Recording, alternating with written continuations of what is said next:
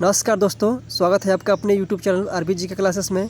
दोस्तों आज की इस वीडियो में हम लोग एसएससी जीडी का प्रैक्टिस सेट करेंगे। और दोस्तों जो 24 का जो पेपर हुआ है उसको आज के प्रैक्टिस सेट में हमने लिया है, तो वीडियो को अंत तक जरूर देखें। अगर दोस्तों इस चैनल पर नए हैं तो वीडियो को लाइक और सब्सक्राइब जरूर कर दें। तो चलिए शुरू करते हैं। देखिए प्रश्न नंबर 1 है, जागोई भारतीय शास्त्रीय नृत्य की निम्नलिखित में से किस रूप की एक प्रमुख शैली है? सत्रिया, कथक, मणिपुरी या ओडिसी? तो इसका right answer option number 3 Manipuri. Jagoi भारतीय शास्त्रीय नृत्य जो है मणिपुरी की एक प्रमुख शैली है। तो चलिए अगला प्रश्न देखते हैं। देखिए अगला प्रश्न है, जीवाश्म ईंधन के जलने से होने वाले प्रदूषण को कम करने की तरीके की पहचान कीजिए। देखिए जलने का तरीका कम करके, या दहन प्रक्रिया की दक्षता में वृद्धि करके, या कार्बन अणुओं की संख्या में वृद्धि करके, या गुप्त ऊष्मा को कम करके? तो इसका राइट आंसर ऑप्शन नंबर 2 दहन प्रक्रिया की दक्षता में वृद्धि करके जो है जलने वाले जो जीवाश्म ईंधन होते हैं उनसे होने वाले प्रदूषण को कम किया जा सकता है। तो चलिए अगला प्रश्न देखते हैं। देखिए अगला प्रश्न है, तपन कुमार पटनायक ने किस नृत्य शैली में संगीत नाटक अकादमी पुरस्कार जीता है? कुचिपुड़ी, छाऊ, सत्रिया या ओडिसी? तो इसका राइट आंसर ऑप्शन नंबर 2 छाऊ। देखिए छाऊ शब्द किससे बना है?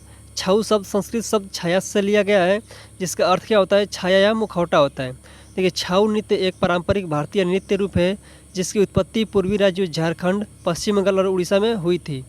अब देखिए अगला प्रश्न देखते हैं।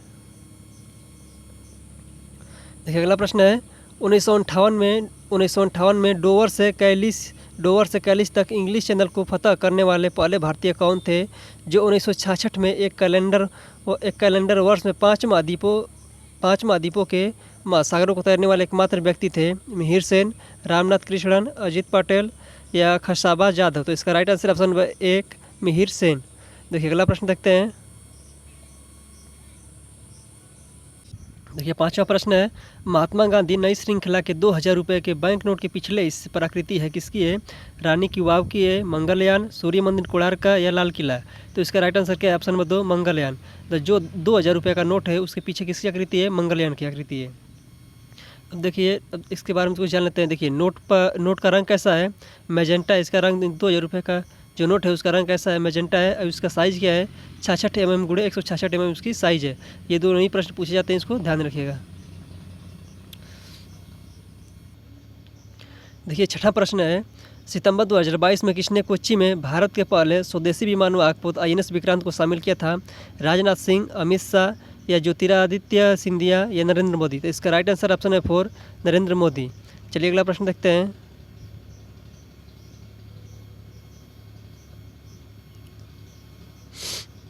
देखिए 7वां प्रश्न है, कौन सी अक्षांश रेखा देश की जलवायु को प्रभावित करते हुए भारत के मध्य से गुजरती है? भूमध्य रेखा, मकर रेखा, कर्क रेखा या अंटार्कटिक रेखा? तो इसका राइट आंसर ऑप्शन नंबर 3 कर्क रेखा भारत के बीचों बीच से गुजरती है। और भारत के कितने राज्यों से गुजरती है? 8 राज्यों से। कौन कौन से? देखिए सबसे पहले गुजरती है गुजरात से, राजस्थान, मध्य प्रदेश, छत्तीसगढ़, छत्तीसगढ़ और झारखंड। उसके बाद ये पश्चिम बंगाल, त्रिपुरा, उसके बाद मिजोरम में चली जाती है। तो चलिए अगला प्रश्न देखते हैं। देखिए 8वां प्रश्न है, निम्नलिखित में से किस मौर्य राजा के शासनकाल में कलिंग युद्ध लड़ा गया था? बिंदुसार, अशोक, चंद्रगुप्त या दशरथ? तो इसका राइट आंसर है ऑप्शन नंबर 2 अशोक। देखिए अशोक के कितने शिलालेख पूछ लेगा आपसे? अशोक के टोटल शिलालेख 14 हैं और उसके 13वें शिलालेख में कलिंग युद्ध का वर्णन किया गया है। और अशोक को देवनामपिया के नाम से भी जाना जाता है। अपने शासनकाल के 9वें वर्ष में उसने कलिंग युद्ध, जो कि वर्तमान में उड़ीसा में पड़ता है, कलिंग के साथ युद्ध किया था। और पियादसी मौर्य सम्राट बिंदुसार के पुत्र थे। तो देखिए 9वां प्रश्न देखते हैं। भारत में प्रथम पूर्ण जनगणना कब की गई थी? 1882, 1880, 1887 या 1881? तो इसका राइट आंसर ऑप्शन नंबर 4 1881। और किसके समय में की गई थी? लॉर्ड रिपन के समय में। और देखिए प्रथम प्रयास कब किया गया था? तो प्रथम प्रयास जो 1872 में किया गया था। प्रथम प्रयास 1872 में किया गया था। किसके काल में? लॉर्ड मेयो के काल में। चलिए अगला प्रश्न देखते हैं। देखिए अगस्त 2022 में उत्तराखंड सरकार ने राज्य ब्रांड एम्बेसडर के रूप में किसे नियुक्त किया है? दिनेश कार्तिक, ऋषभ पंत, अक्षय कुमार या रोहित शेट्टी? तो इसका राइट आंसर था ऑप्शन नंबर 2 ऋषभ पंत। चलिए अगला प्रश्न देखते हैं। भारत के राष्ट्रपति का चुनाव किसके द्वारा किया जाता है? भारत के राष्ट्रपति का चुनाव द्वारा किया जाता है किसके किसके द्वारा? केवल राज्य विधानसभाओं के सदस्यों द्वारा, या केवल संसद के दोनों सदनों के निर्वाचित सदस्यों द्वारा, या केवल राज्यों के विधान परिषद के सदस्यों द्वारा, या संसद के दोनों सदनों और राज्य विधानसभाओं के निर्वाचित सदस्यों द्वारा। तो इसका राइट आंसर ऑप्शन नंबर 4, संसद के दोनों सदनों के सदस्यों और राज्य विधानसभाओं के निर्वाचित सदस्यों द्वारा इसका निर्वाचन होता है। चलिए अगला प्रश्न देखते हैं। देखिए अगला प्रश्न है, निम्नलिखित में से कौन सा महाराष्ट्र का धन्यवाद उत्सव है जहां बैलों को सम्मानित किया जाता है क्योंकि उन्हें खेती के लिए अनिवार्य माना जाता है?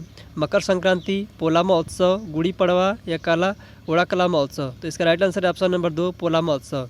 देखिए गुड़ी पड़वा कहाँ का है? महाराष्ट्र का है। गुड़ी पड़वा महाराष्ट्र का, ये भी इंपॉर्टेंट है, इसको भी याद रखिएगा। अब देखिए अगला प्रश्न है, भारतीय संविधान के मूल पाठ में अनुच्छेद शामिल थे। कितने अनुच्छेद शामिल थे? 376, 395, 386 या 440। तो इसका राइट आंसर है ऑप्शन नंबर 2, 395। भारतीय संविधान के मूल भाग में कितने थे? 395 अनुच्छेद थे। और टोटल भाग पूछ ले आपसे, तो भाग कितने थे? 22 भाग थे। अब देखिए भारतीय संविधान को 26 नवंबर 1949 को भारतीय संविधान सभा द्वारा अपनाया गया था और 26 जनवरी 1950 को प्रभावी हुआ था। देखिए भारतीय संविधान के मूल रूप से 395 अनुच्छेद और 8 अनुसूचियाँ थी और भारतीय संविधान का मूल रूप से अंग्रेजी में लिखा गया था। भारतीय संविधान मूल रूप से किस में लिखा गया था? अंग्रेजी में। प्रेम बिहारी नारायण रायजादा ने भारतीय संविधान को हाथ से लिखा था। अब देखिए आगे देखते हैं। देखिए और डॉक्टर भीमराव अंबेडकर को भारतीय संविधान का जनक कहा जाता है। डॉक्टर भीमराव अंबेडकर को भारतीय संविधान का जनक के रूप में जाना जाता है। देखिए 14वां प्रश्न है, निम्नलिखित में से कौन सा 7वीं पंचवर्षीय योजना का एक मुख्य उद्देश्य था?